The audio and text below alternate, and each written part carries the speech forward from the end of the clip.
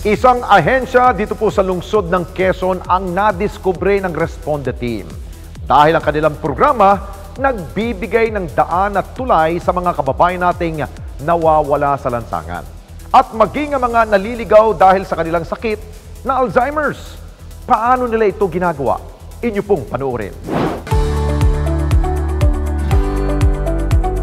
Sobrang saya kasi kapag nakikita mo silang nakakabalik sa pamilya nila, nagpapasalamat sila sa'yo, magaan sa loob na natulungan mo sila sa maliit na bagay. Homeless, missing, o mga napadpad sa Kamaynilaan na mula sa ibang lalawigan. Sila ang tinutulungan ng grupo ng Social Services Development Department ng lungsod ng Quezon. Ang kanilang misyon, kalingain at hanapin ang mga posibleng kaanak na mga na-rescue nila sa mga kalsada. At ang processing center na ito dito sa Laloma, Quezon City, ang lugar kung saan sila pansamantalang nanunuluyan. Yung SSDD, marami siyang function. Nahati po siya sa iba't ibang division. Merong COD, RRD, WRD. Iba-iba po yung mga kinikater nila. Meron din po ng mga sa mga abuse, mga families, counseling, marriage counseling po. Ito pong SSDD Processing Center, dito po dinadala yung mga street dwellers, mga street children na nare-rescue po sa kalsada. Usually, sila po yung mga wala nang tirahan, missing person, mga mentally challenged na nire-referred po ng barangay sa amin. Ang iba po naman ay mga reported ng concerned citizen. Kahit sino o kahit hindi man tagalungsod, nililingap ng kanilang grupo mula pa taong 2020. Nagsimula itong processing center nung nilaunch ang Oplan Kalinga noong December 17, 2020.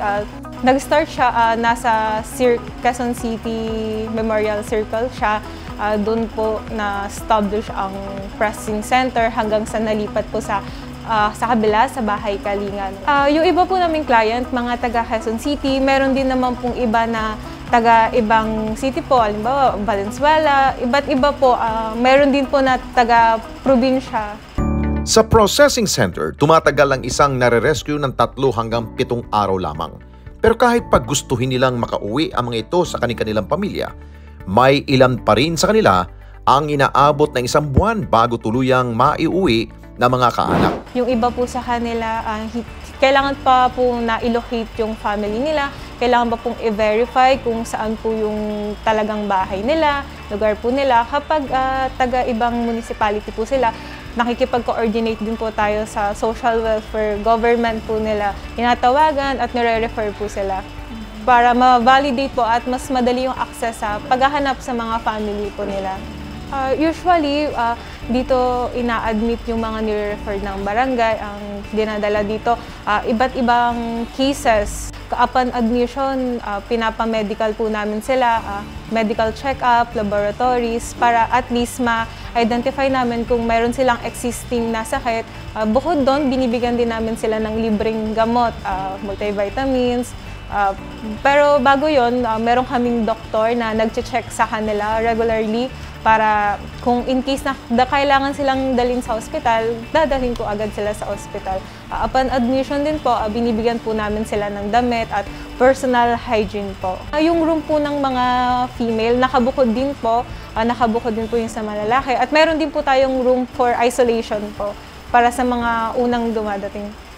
At para malibang at maging kapaki-pakinabang ang kanilang pananatili sa center, may mga idinisenyong aktibidad sa mga pansamantalang nananatili rito. Para po malibang sila, at least magkaroon ng sense po yung araw-araw po nila. Tulad po ng may ma-activity po kami ng art and craft, nagdo-drawing po sila. Tapos kapag tinanong mo tungkol saan yung drawing, sinasabi nila na yun ay about sa family po nila. At para matutukan ang bawat individual at mas makilala pa sila, may mga house parent na nag-aasikaso sa kanila mula sa kanilang paggising, pagkain at maging sa kanilang pagtulog.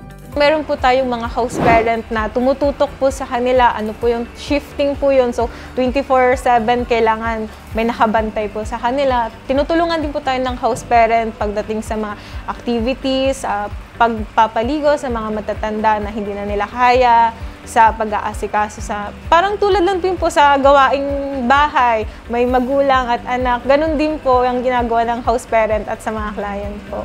Hindi na mabilang ng kanilang departamento ang napauwi at natulungan ng kanilang tanggapan mula taong 2020. Ang ilan nga sa kanila, madalas pumapasyal para magpasalamat.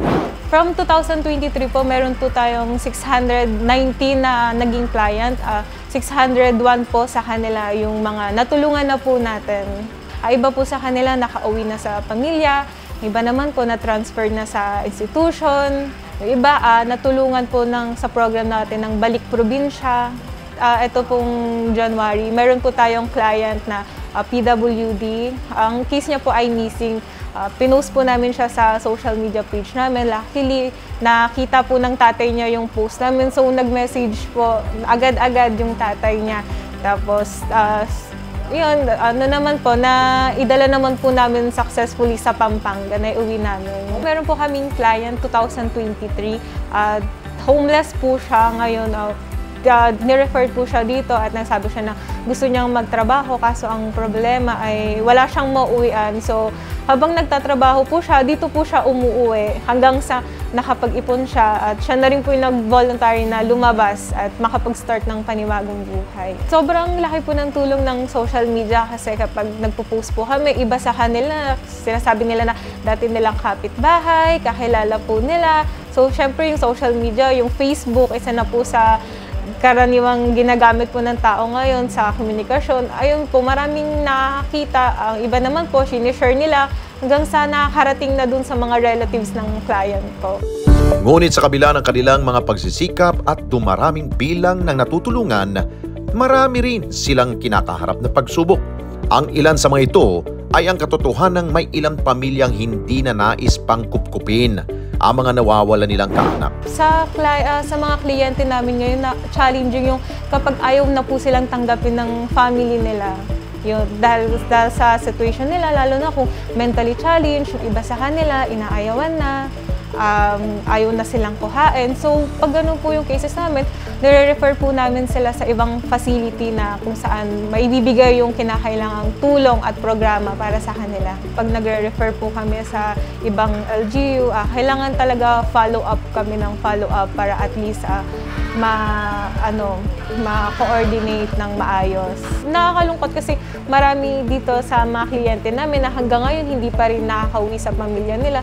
Kahit man gusto kong gawin namin yung tulong na para sa kanila, mahirap kasi ang daming ding challenges na dumadating. Ganyan. Lalo na kung ang pamilya nila ayaw makipag-coordinate, kung sila ay may condition.